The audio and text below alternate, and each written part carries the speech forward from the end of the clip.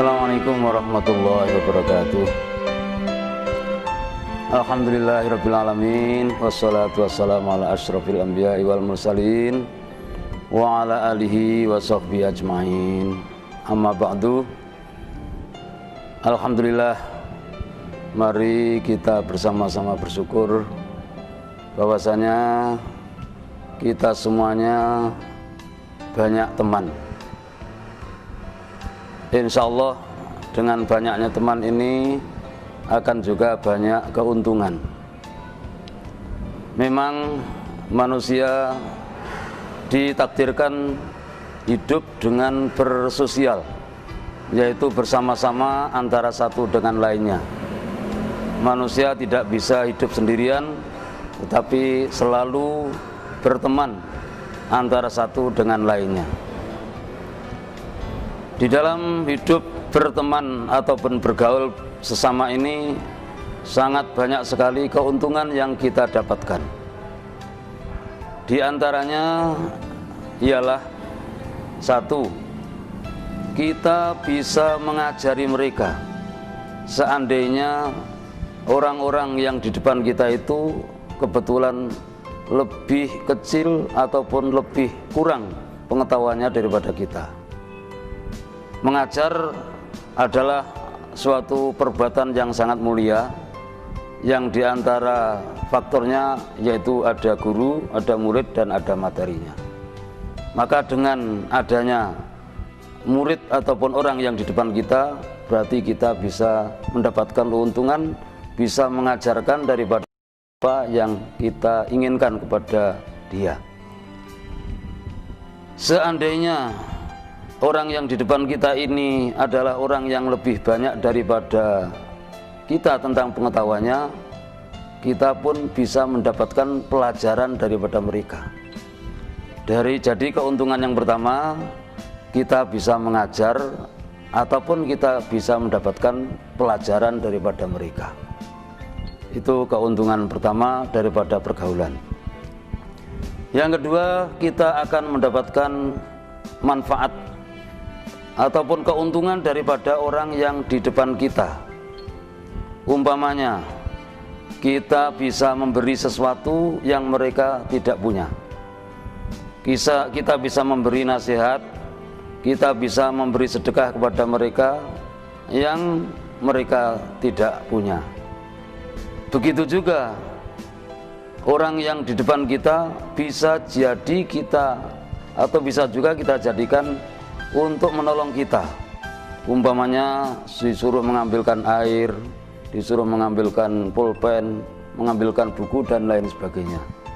Berarti keuntungan yang kedua, kita akan mendapatkan keuntungan dengan kita memberikan sesuatu kepada mereka, dan juga kita bisa mendapatkan pertolongan daripada mereka.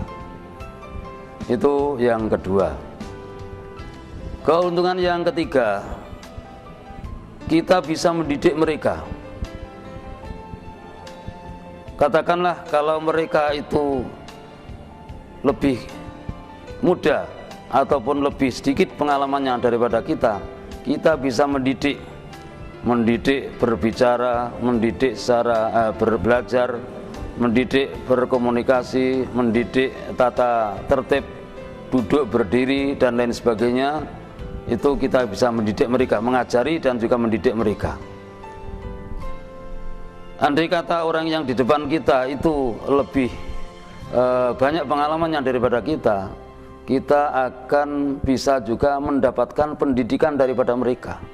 Bagaimana mereka bersikap, bagaimana mereka berbicara, kita bisa menirunya dan bisa mengambil yaitu etika yang baik daripada mereka.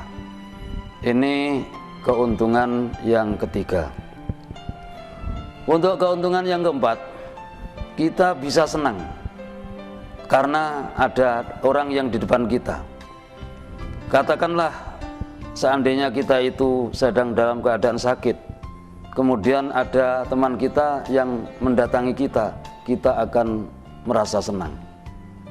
Kita dalam keadaan yang melamun umpamanya, maka ada orang yang datang menemani kita, apalagi bisa menceritakan sesuatu yang menggembirakan kepada kita, kita juga akan mendapatkan kesenangan dan keuntungan daripada mereka. Selain itu, kita juga akan bisa menyenangkan kepada orang lain. Banyak dalam kehidupan kita ini acara-acara antara satu dengan lainnya itu saling berkait. Umpamanya mereka sedang mempunyai hajat, walimatul urus katakanlah, kalau kita datangi mereka itu akan senang sekali. Seandainya mereka dalam keadaan sakit, kita kunjungi ataupun kita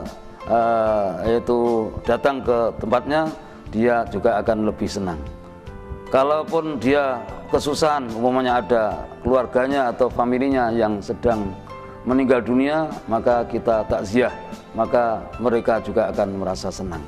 Jadi dengan pergaulan ini kita akan bisa bertambah senang, mendapatkan kesenangan, dan juga bisa juga akan menyenangkan kepada orang yang di hadapan kita ini. Ini keuntungan yang keempat. Yang kelima, kita bisa mendapatkan pahala atau keuntungan daripada mereka. Pahala ini juga sangat besar sekali.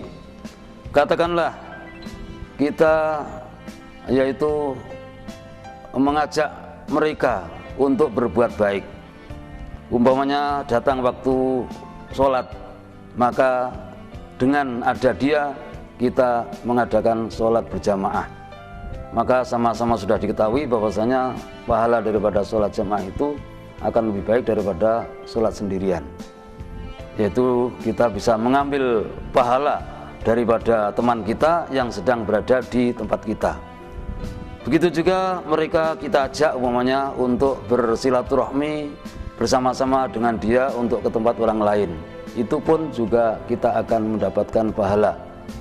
Selain itu kita juga menjadikan mereka untuk berbuat baik, umpamanya juga menjadi imam di dalam sholat jamaah, kita menjadi makmumnya.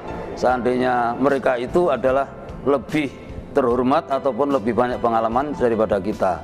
Jadi untuk keuntungan selanjutnya yang keenam, dengan adanya pergaulan antara satu dengan lainnya, kita bergaul antara satu dengan lainnya, kita akan membiasakan yaitu namanya tawadhu.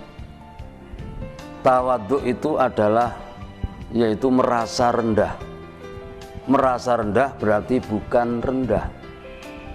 Merasa miskin bukan miskin. Merasa kecil bukan kecil.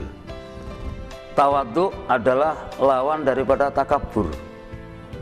Jadi dengan pergaulan, apalagi yang di depan kita ini orang yang lebih mulia katakanlah daripada kita, kita akan merasa lebih rendah daripada mereka.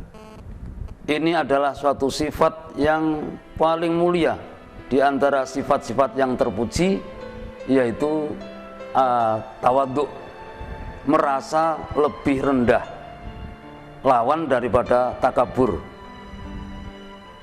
Termasuk ciri-ciri daripada orang yang tawadhu ialah bila mana dia itu bertemu dengan orang lain, dia merasa bahwasanya orang lain itu lebih mulia daripadanya.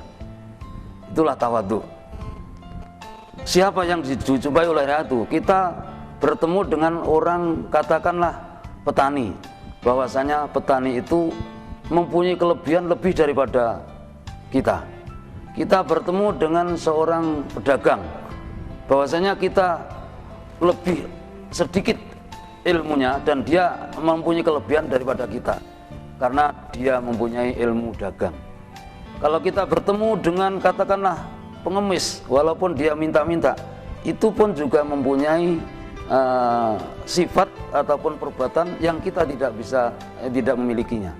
Jadi yang penting arti tawadhu ialah dia merasa apabila bertemu dengan orang lain, dia itu mempunyai kelebihan dan mempunyai kebaikan daripada kita.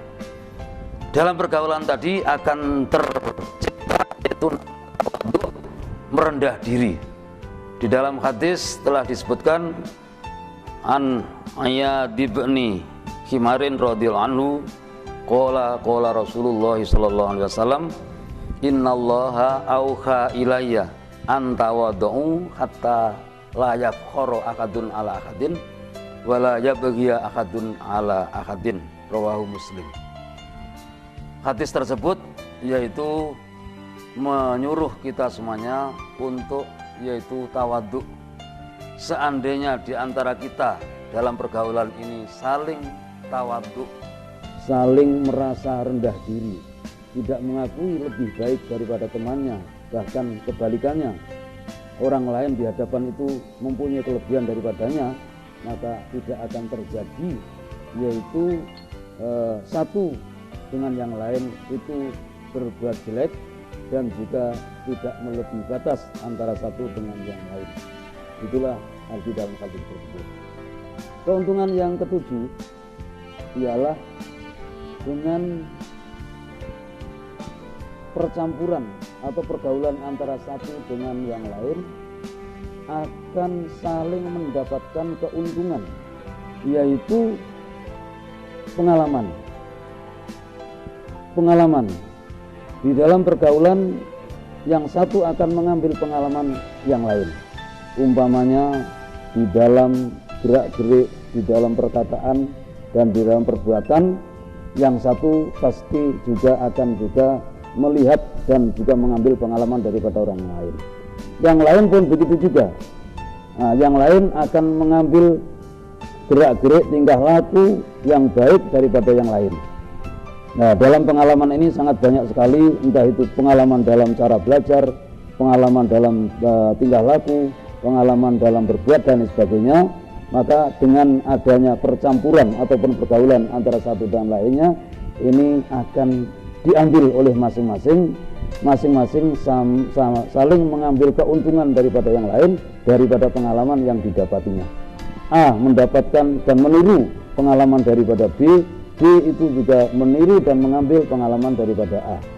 Inilah beberapa keuntungan, diantaranya sebetulnya masih ada lagi keuntungan-keuntungan adanya pergaulan atau percampuran antara satu dengan yang lain. Mudah-mudahan di antara kita yang saling bergaul di antara satu dengan lainnya ini bisa menumbuhkan yaitu beberapa keuntungan bagaimana yang saya sampaikan dari nomor 1 sampai nomor 7 tadi. Sekian, Assalamualaikum warahmatullahi wabarakatuh.